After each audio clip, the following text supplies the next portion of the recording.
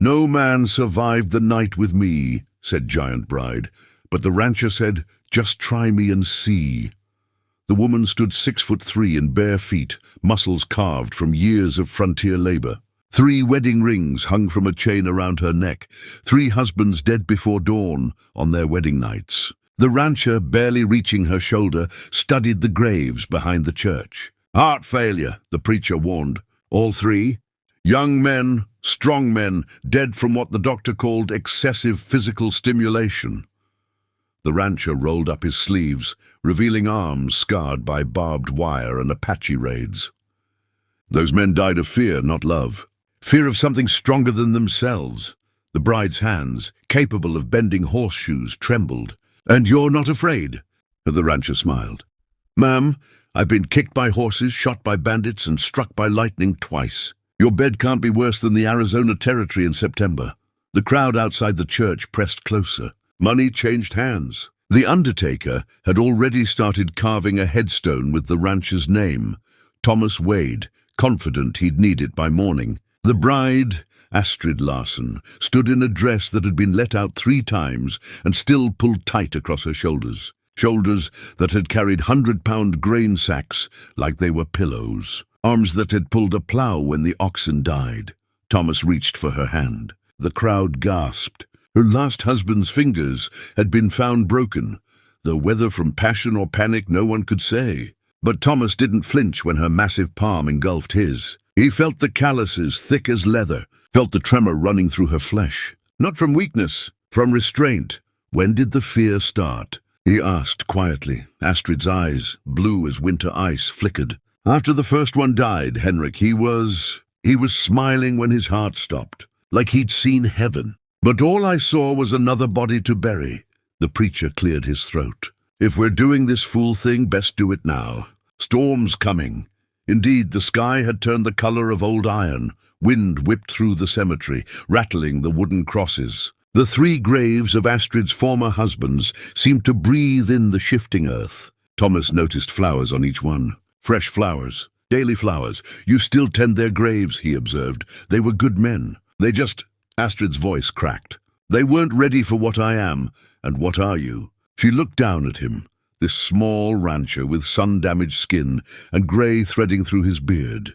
"Too much. I'm too much for this world." Thomas reached into his pocket and pulled out a horseshoe, bent into a perfect circle. "Found this in town. Heard tell a certain woman did this with her bare hands when the blacksmith said something inappropriate." Astrid's cheeks reddened. "He said I wasn't fit to be any man's wife. Said I was more bull than woman. Were you angry when you bent it?" "No." She looked away. "I was sad. I bent it while I was crying. Didn't even realize until I heard him scream." Thomas pocketed the ruined horseshoe. "See, that's the difference between you and me. You don't know your own strength. I do. Spent 10 years in the cavalry. Killed 17 men in the war. Came home to find my wife dead from fever, my son taken by the same. You think you're cursed because you're strong? I'm cursed because I survived when everyone I loved didn't." The preacher opened his Bible, pages fluttering like trapped birds. "Thomas Wade, this is your last chance to walk away." But Thomas was looking at Astrid's face. Really looking. Past the masculine jaw, past the shoulders broader than most men's, past everything that made the world uncomfortable. He saw the tears she wouldn't let fall, the loneliness that sat on her like a shroud, the desperate hope she kept trying to kill. "Reverend," Thomas said, "I've been dead for 10 years. This woman's about to find out if there's anything left in me worth killing."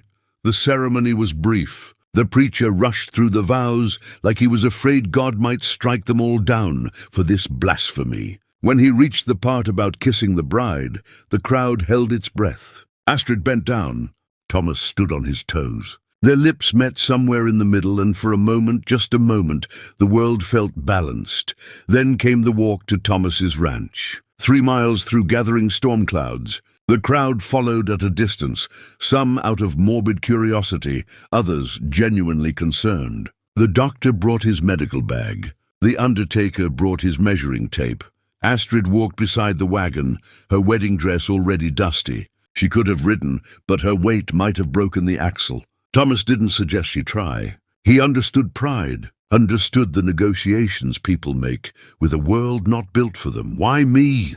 Astrid asked suddenly. "Dozens of men in town. Why did you answer my advertisement for a husband?"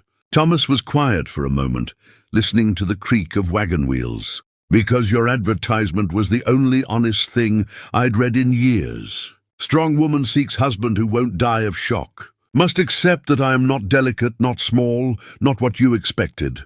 Must want a partner, not a pet. And you want a partner? I want something again. Been so long since I felt anything but empty." He looked at her. "When I saw you at the general store last month, lifting that barrel of molasses like it was nothing, I felt something. First time in 10 years. Fear? Envy? You lifted that barrel the way I used to lift my son, before the fever took him. Before I forgot what strength was for." They reached the ranch as the first raindrops fell. It was modest. A 2-room cabin, a barn that leaned slightly east, a vegetable garden gone mostly to seed. Astrid had to duck to enter the doorway. Inside, everything was built for a smaller world.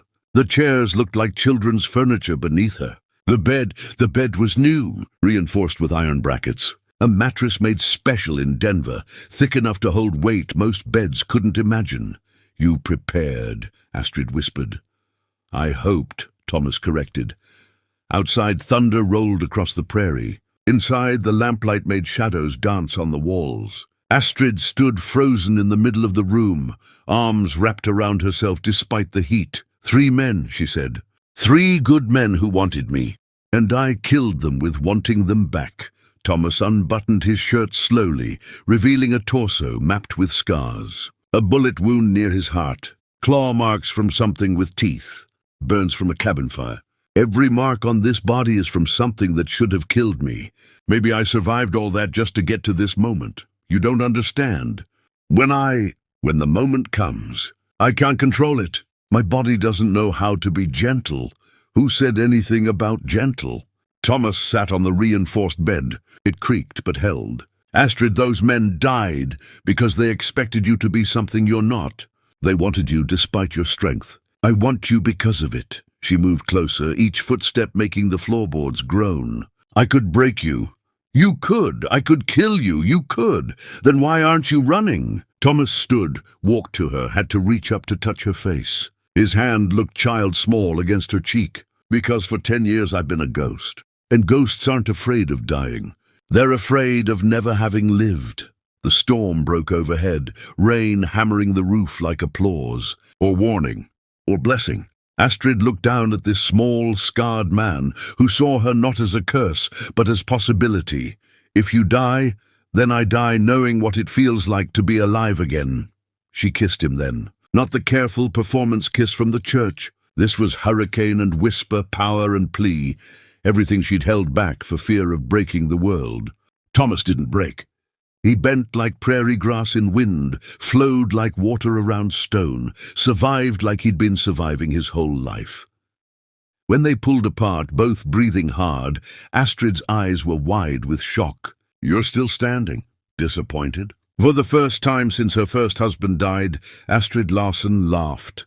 Really laughed. The sound shook dust from the rafters and made the windows rattle.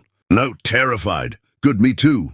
Thomas took her hand, led her toward the bed. "Now let's find out if 2 terrified people can make something better than fear." The lamp flickered. The storm raged. And somewhere in that small ranch house, 2 damaged souls began the careful, dangerous work of healing. The storm screamed against the windows, like something trying to get in, or maybe trying to warn them. Thomas lay still in the reinforced bed, listening to his own heartbeat. Strong, steady, still beating. Beside him, Astrid's massive frame took up 3/4 of the mattress, her breathing ragged with disbelief. "You're alive," she whispered for the 5th time. Disappointed? She turned to face him, and even in the darkness he could see tears streaming down her face. "I don't understand. The others, their hearts gave out within minutes. But you, still here." Her hand, large enough to cover his entire chest, rested over his heart. She could feel it beating, perhaps faster than normal, but beating nonetheless. "How?" Thomas caught her hand, pressed it harder against his chest. "You want the truth? I think they died happy, died from joy they couldn't contain. But me, I forgot what joy feels like. Can't die from something you don't remember." The bed creaked as Astrid sat up, pulling a blanket around her shoulders. It looked like a dish towel on her frame. "That's the saddest thing I've ever heard." "No, the sad thing was the 10 years before tonight. Tonight." He touched a new bruise on his shoulder, shaped like her fingers. "Tonight I remembered I had a body, that I could feel something other than empty." Lightning illuminated the room, showing the destruction around them. A chair, accidentally crushed when Astrid had gripped it. Scratches in the wooden floor from when she'd tried to hold back, tried to be gentle. The headboard, cracked down the middle. "I broke your house," she said miserably. "You broke my coffin." "There's a difference." A knock at the door made them both freeze. Then another, urgent, panicked. "Mr. Wade? Mrs. Wade?" It was the doctor's voice. "It's past midnight. We need to know. We need to check." Thomas grabbed his pants, walked to the door, opened it just enough to show his face. Outside, half the town had gathered in the rain. The doctor, the preacher, the undertaker, with his measuring tape already out. "As you can see, doctor, I'm still breathing." The doctor pushed closer, lamp raised to study Thomas's face, looking for signs of strain, of damage, of impending death. What he saw instead was something he hadn't seen in Thomas Wade's eyes since the war ended. Life. But how the others? The others were young men who thought they were conquering something. "I'm an old soldier who knows when to surrender."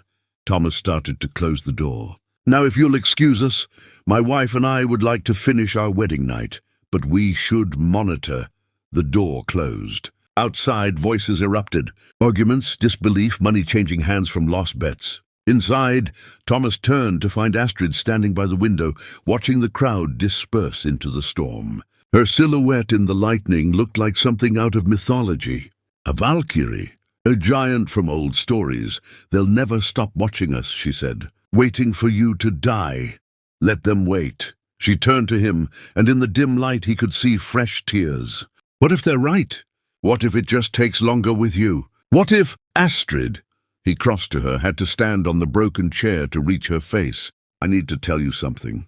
"About the war." She sat on the floor, bringing them to eye level, waited. "There was a battle. Bull Run, second one. I got separated from my unit, ended up behind enemy lines, hid in a barn." His voice went distant, traveling back through memory. "A Confederate soldier found me. Boy, maybe 17. Had me dead to rights. Could have shot me, called for help, anything. Instead, he lowered his gun. Said, 'You look like you're already dead, mister. No point killing a ghost.' What did you do?" "Nothing." He was right. I was already dead inside. Had been since I got the letter about Mary and little James dying from fever. Thomas touched Astrid's face, thumb tracing the strong line of her jaw. "That boy let me go.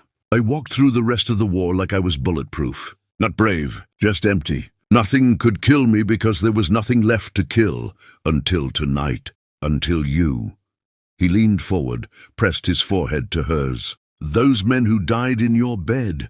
They died from feeling too much too fast. Like drinking water too quick after days in the desert. But me, I've been empty so long, I can take whatever you give." "Hell, I need it." Thunder shook the house. Astrid's hands, capable of bending iron, trembled as they held his face. "I'm afraid I'll forget. In the moment. Forget to be careful. I'm counting on it." She kissed him then, and Thomas felt something crack inside his chest. Not his heart failing, the ice around it finally breaking. 10 years of frozen grief, thawing in the heat of her impossible strength. When morning came, pink and gold through the rain-washed windows, Thomas Wade was still breathing. More than that, he was laughing, watching Astrid try to cook breakfast in his too small kitchen. She'd already broken 2 pan handles and cracked 3 eggs so hard they exploded. "Let me," he said, taking over. "You sit." The chair groaned but held. She watched him work, this small man moving efficiently around the space, making coffee, frying bacon, scrambling eggs. Ordinary things. Domestic things. Things she'd never thought she'd have. "My first husband," she said suddenly. "Henrik, he was a blacksmith, strong as an ox. Thought he could handle me." She stared at her hands. "He died smiling, but I'll never forget the sound his chest made when his heart gave out. Like a drum splitting. Second. Eric, farmer, even bigger than Henrik. Lasted a bit longer, maybe 5 minutes. Her voice was clinical, detached. The doctor said his heart literally exploded. Had to stuff his chest with cotton for the funeral. The third. Samuel. Now her voice cracked. Sweet Samuel. He was small like you. Thought maybe if he was gentle, I could be too. But gentleness doesn't matter when your body doesn't know its own power. I crushed 3 of his ribs just holding him. Thomas set a plate in front of her. The portions were massive, enough for 3 normal people. She looked up surprised. You need fuel, he said simply. That body of yours, it's like a steam engine. Needs feeding. She ate slowly, carefully, trying not to break the fork. Why aren't you dead, Thomas? Really? He sat across from her with his own breakfast. You ever see a river in flood? Yes. Trees that try to stand rigid against it, they break. Snap right in half. But the reeds, the grass, they bend. They flow with the water. When it passes, they spring back. You're saying you're a reed. I'm saying I learned long ago that surviving isn't about being strongest. It's about knowing when to bend. He reached across the table, took her hand. Last night, when you forgot to be careful? When you let go. I didn't fight it. I rode it out like a storm. And storms pass, Astrid. They always pass. She squeezed his hand, immediately loosened her grip when the table creaked. I could have killed you, but you didn't. I could kill you tonight, but you won't. How can you be sure? Thomas stood, walked around the table, climbed onto her lap like a child might sit on a parent's knee. She held herself perfectly still, terrified to move. Because, he said, last night you learned something. You learned that your strength isn't a curse. It's just strength. And I learned something too. What? That I'm not dead yet. 10 years I thought I was, but turns out I was just sleeping. He kissed her, soft and sure. You woke me up. The sun climbed higher, burning off the storm's memory. Outside they could hear horses approaching. The town coming to verify Thomas's survival. To gawk at the miracle or the freak show, depending on their perspective. They'll never leave us alone, Astrid said. Then we'll give them something else to talk about. Like what? Thomas grinned, the first real smile she'd seen from him. It took 20 years off his face. How about we rebuild this ranch? Make it the most successful in the territory? Show them that together we're more than just a curiosity. That'll take work. Hard work.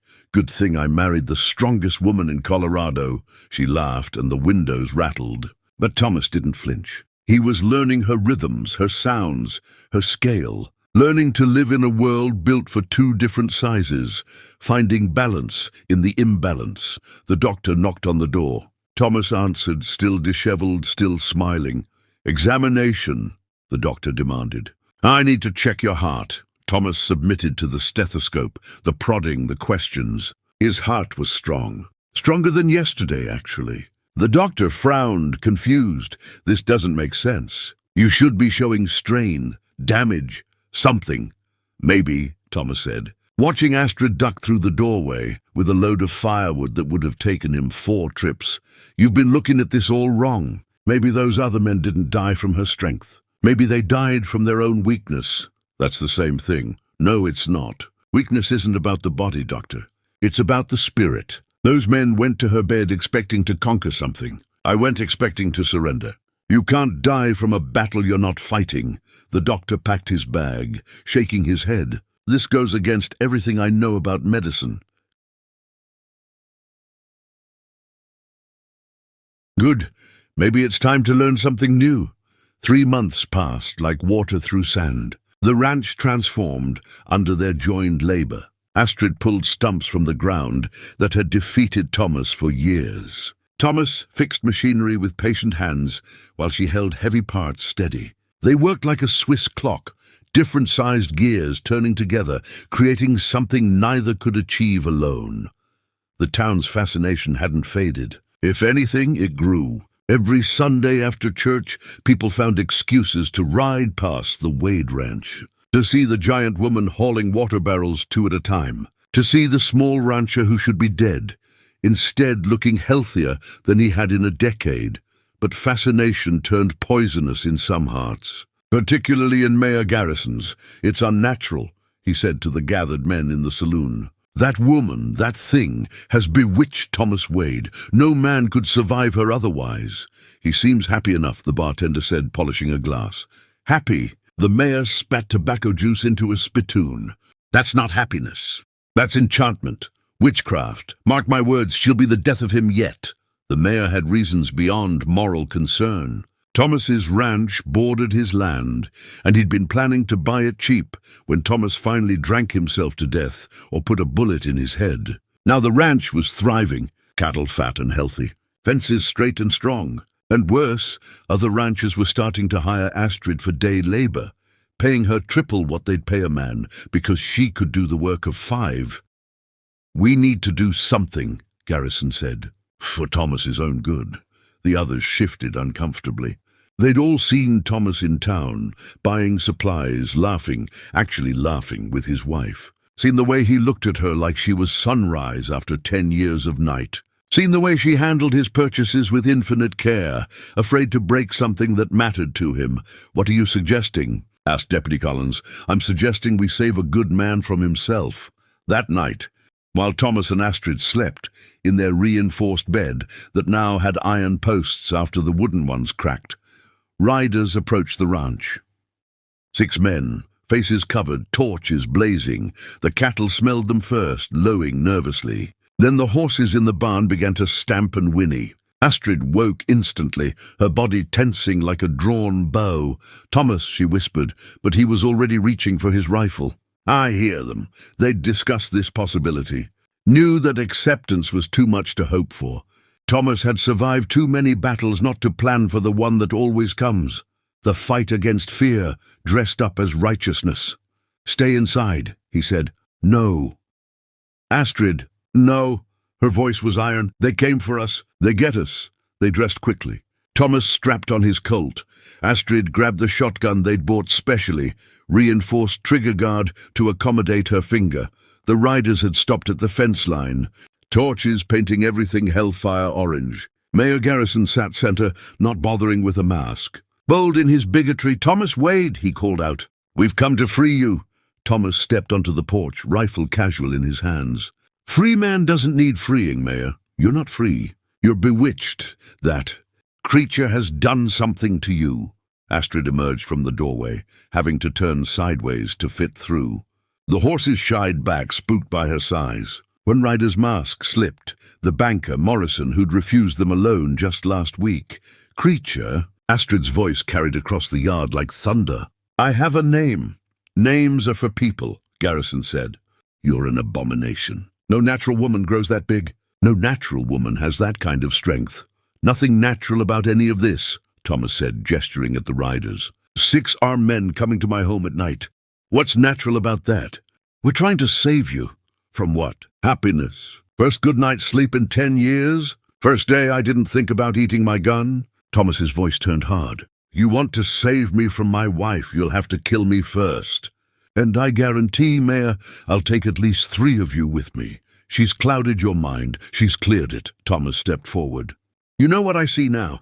6 cowards who can't stand that something exists outside their understanding. 6 small men terrified of one large woman. We could burn you out, one rider threatened. Astrid laughed. The sound was bitter as winter wind.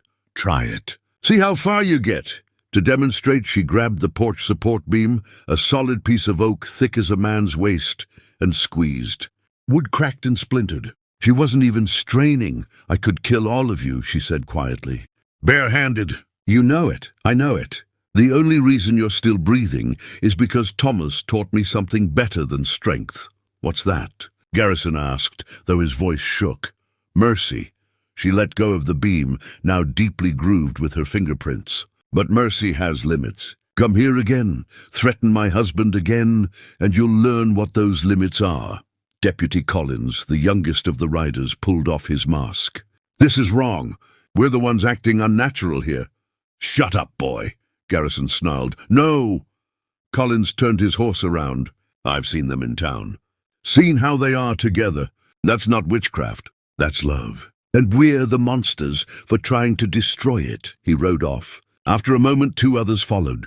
The banker Morrison wavered. Your loan, Garrison threatened. I can make sure you never get it. Don't need it anymore, Thomas said. Ranch is profitable now. Amazing what a man can accomplish when he's got a reason to live. Morrison made his choice, following the deputy.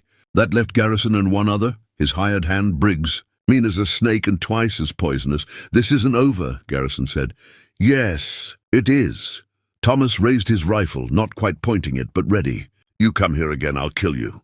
That's not a threat. It's a promise from one man to another. And unlike you, I keep my promises. They left, but Astrid and Thomas didn't go back to bed. They sat on the porch, watching the horizon lighten, her massive frame making the bench creak with every breath.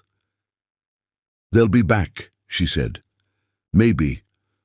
I could leave, let you have your life back. Thomas turned so sharply he nearly fell off the bench.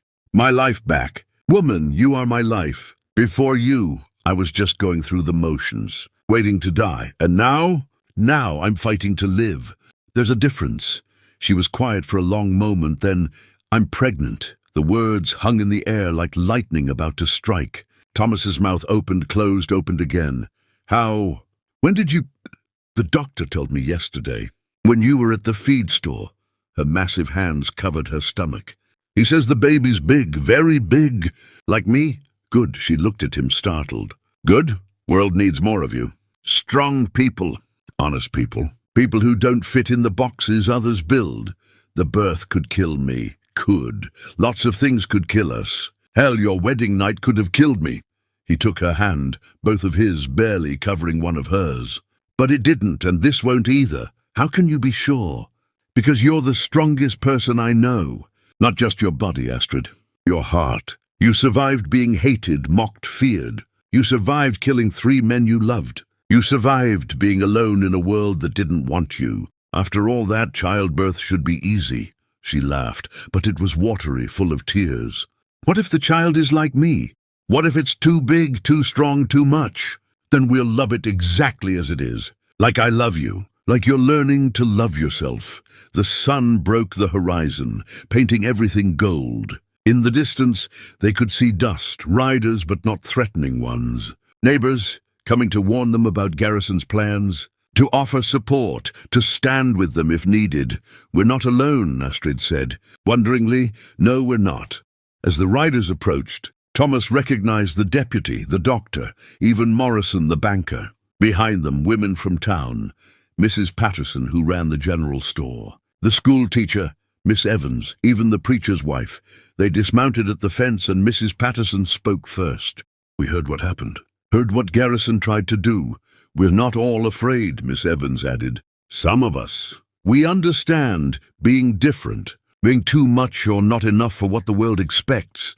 The doctor stepped forward. Mrs. Wade, about your pregnancy. I want you to know I'll do everything in my power to deliver that baby safely. I've been reading, researching, sent for books from back east about unusual births. Unusual, Astrid repeated, and for once the word didn't sting. Special, the doctor corrected. Your child will be special. Like you, more people arrived throughout the morning. The blacksmith offering to reinforce their doors and windows. The minister shamefaced, offering to pray for them instead of against them. Even some of Garrison's own ranch hands, disgusted by their boss's night ride. By noon, their yard was full. A community forming around the couple that shouldn't exist, the love that shouldn't have survived, the child that shouldn't be possible. Thomas stood on the porch, looking at the gathering. Why, he asked them. Why stand with us? The deputy answered. Because courage is contagious, Mr. Wade. You showed us it's possible to love without limits, to accept without conditions. In a world full of hate, that's worth protecting. Winter came hard and mean that year. Snow piled against the cabin walls like white fists. Astrid's belly had grown enormous, the doctor estimating the baby at nearly 12 pounds, with still a month to go. She moved through the small house like a ship through tight waters, careful, slow, magnificent. Thomas had built new furniture, stronger chairs, a wider bed, a cradle that looked more like a boat, reinforced with iron bands. He worked with desperate efficiency, knowing what was coming, trying to prepare for the unprepared. "Stop looking at me like that," Astrid said from her reinforced rocking chair, knitting needles clicking. She'd taken up knitting to keep her hands busy, to practice being gentle. The needles, specially made from railroad spikes, still sometimes bent. Like what? Like I'm going to break. You're not going to break. I'm worried about the house, she laughed, then winced. The baby kicked, and Thomas saw her belly visibly shift. It's strong, she said, like its mother, and stubborn like its father. The door shook under heavy knocking. Thomas grabbed his rifle, but it was just the doctor covered in snow, face grim. "It's Garrison," he said, stomping ice from his boots. "He's gathered men from 3 towns. Says he's coming to save Thomas once and for all." "When?" "Tonight. During the storm. Figures you won't see them coming." Astrid stood with difficulty, one hand supporting her back. "How many?" 20, maybe more." Thomas felt the old soldier awakening in him. The one who'd survived too many battles to die in his own home. "Let them come." "Thomas, no." Astrid's voice was firm. "Not like this. Not with the baby so close. We can't run. You can barely walk, then we don't run. We don't fight. We do something else." She moved to the window, looking out at the swirling white. "We show them the truth." "What truth?" "That love is stronger than fear." Even their fear, the plan was insane, but all the best plans were. As darkness fell and the storm intensified, they prepared. Not weapons, not barricades, something else entirely. When Garrison's men arrived, expecting a siege, they found the cabin door open, light spilling out onto the snow. The smell of fresh bread and coffee drifting through the storm. Thomas stood in the doorway, unarmed. "Welcome, gentlemen. Cold night for a ride. Come in and warm up." The men looked at each other, confused. This wasn't the fight they'd expected. "It's a trap," Garrison snarled. "Only trap here is the one you've built in your own mind," Thomas said. "But you're right about one thing. This needs to end. So come inside. All of you. See what you're so afraid of." Slowly, suspiciously, they entered. 20 men with guns, cramming into the small cabin. And there was Astrid, massive even sitting down, her pregnancy enormous, knitting. The needles clicked rhythmically. "She didn't look up, gentlemen," she said quietly. "I suppose you've come to save my husband." "From you," Garrison said. "From whatever spell you've cast. The only spell here is love. And if that frightens you, perhaps you should ask yourself why." One of the younger men, a boy really, stared at her belly. Is the baby alive? Yes. Healthy? Yes. Big? Very." She finally looked up, meeting each man's eyes in turn. "And loved. Already loved. It'll be a monster," someone whispered. "It'll be a child. My child. Our child." Thomas moved to stand beside his wife. "And if you want to hurt either of them, you'll have to go through me." "That can be arranged," Garrison said, hand on his pistol. Then Astrid gasped. Her knitting needles clattered to the floor. Water pooled beneath her chair. "Oh," she said, voice suddenly small. "Oh, it's coming!" The room exploded in panic. 20 armed men, prepared for violence, completely unprepared for birth. Thomas dropped to his knees beside her, taking her hand. "Doctor!" he shouted. "Where's the doctor?" "Here!" The doctor pushed through the crowd. "Everyone out, now." "No." Astrid's voice cut through the chaos. "They stay. They wanted to see what I am. Let them see. Let them see what they're so afraid of." What followed was the longest night of Thomas Wade's life. Astrid's labor was violent, primordial, her body fighting to deliver something almost too large to be born. She gripped the arms of the chair, wood splintering under her fingers. She screamed and the windows rattled. She pushed, and the whole house seemed to shake, and through it all 20 men watched in terrified awe. They'd come to destroy a monster. Instead, they witnessed something ancient and sacred. Life fighting to enter the world. "Push!" the doctor commanded. Astrid roared, a sound that made grown men step back. Thomas held her hand, his bones grinding together in her grip, but he didn't let go. "I can see the head," the doctor said. "Lord in heaven, it's huge." Another push, another scream. The baby's shoulders emerged, broader than any newborn's should be. One more tremendous effort and suddenly there was crying. Not the weak mewl of a typical newborn, but a robust, angry wail that filled the cabin. "It's a girl," the doctor said, lifting the baby. She was enormous, nearly 15 pounds, with arms and legs already strong enough to kick and grab. She's perfect." Astrid collapsed back, exhausted, tears streaming down her face. Thomas took their daughter with shaking hands, this giant baby who looked like she could already wrestle a wolf. She stopped crying the moment he held her, staring up at him with eyes that were already alert, already seeing. "Hello, little mountain," he whispered. The room was silent. 20 men, guns forgotten, staring at this impossible child. This baby who shouldn't exist, born to parents who shouldn't have survived each other, alive and breathing and perfect. Garrison was the first to holster his weapon. He looked old suddenly, deflated. You came to destroy something you didn't understand," Thomas said, still cradling his daughter. "Do you understand now?" One of the younger men stepped forward, pulling off his hat. Can I see her closer?" Thomas looked at Astrid, who nodded weakly. He held the baby out slightly. The young man peered at her, and she grabbed his finger with surprising strength. "She's got a grip," he said, wonder in his voice. "Like her mama." "And her father's eyes," another man said, leaning in. "Look, grey as storm clouds." One by one the men crowded closer. These rough cowboys and ranchers, drawn to the baby like moths to flame. She studied each of them with those alert eyes, occasionally making a sound that might have been approval. "What will you name her?" Deputy Collins asked. Astrid spoke from the chair, voice exhausted but proud. "Grace, because that's what saved us. That's what brought us together. That's what she is. Grace in a world that doesn't always offer it." Garrison stood at the back, apart from the others. His face was unreadable. Finally he spoke. "I was wrong." Everyone turned to look at him.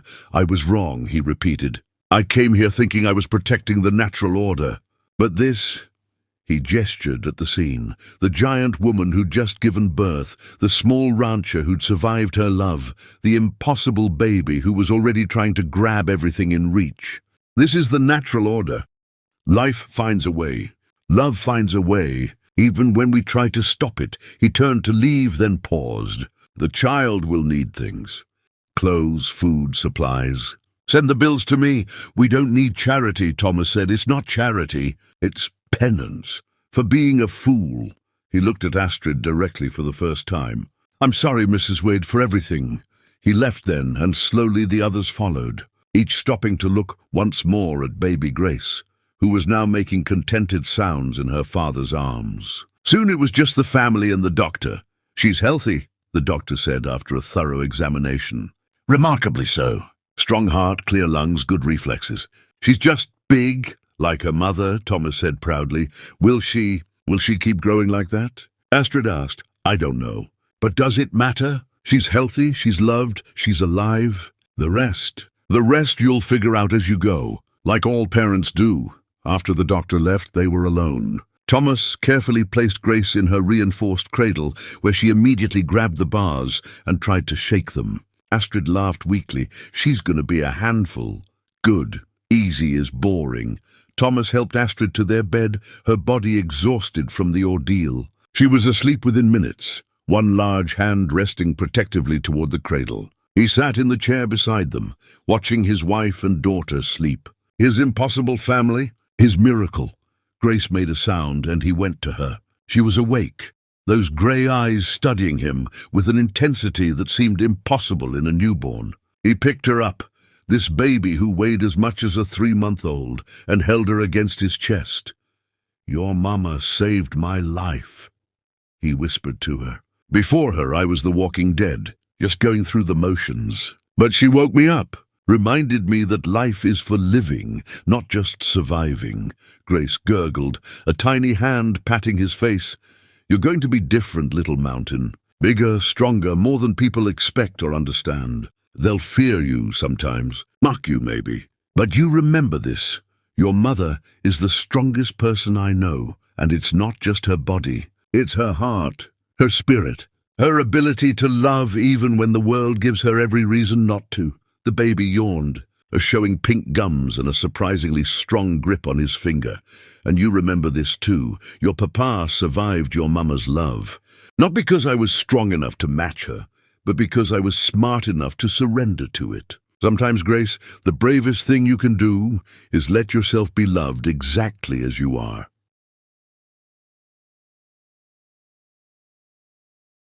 Snow continued to fall outside, blanketing the world in white silence. Inside, the cabin was warm, filled with the soft breathing of his sleeping wife and the occasional coo from his daughter.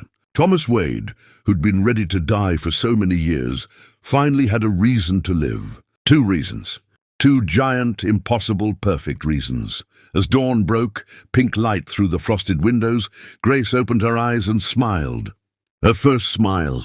Thomas felt his heart crack open all over again.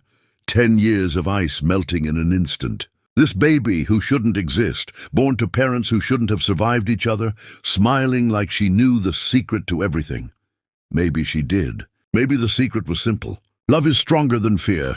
Always has been. Always will be. Even when that love comes in unexpected sizes, impossible packages, giant hearts that the world isn't quite ready for, but the world would learn. It always does, eventually, one giant baby step at a time. Thomas looked at the camera then, right at you watching this story unfold. Sometimes life sends you exactly what you need, wrapped in exactly what scares you most. Don't run from it, run to it. You might just find that the thing you thought would kill you is the very thing that saves you. The screen faded on the image of a small man holding an enormous baby, while a giant woman slept peacefully beside them. A family that shouldn't exist. A love that shouldn't have survived. A reminder that the best things in life rarely come in the packages we expect. If this story touched your heart, if it reminded you that love comes in all sizes and strength isn't always what we think it is, then hit that subscribe button right now. Click that notification bell so you never miss another story about impossible love and the courage to accept it. And tell us in the comments, where are you watching from? What impossible thing in your life turned out to be exactly what you needed? Remember, we all have something about us that makes us too much for someone. The trick isn't to shrink ourselves. It's to find the person who sees our too much as exactly enough. Until next time, keep believing in impossible love. It's the only kind worth having.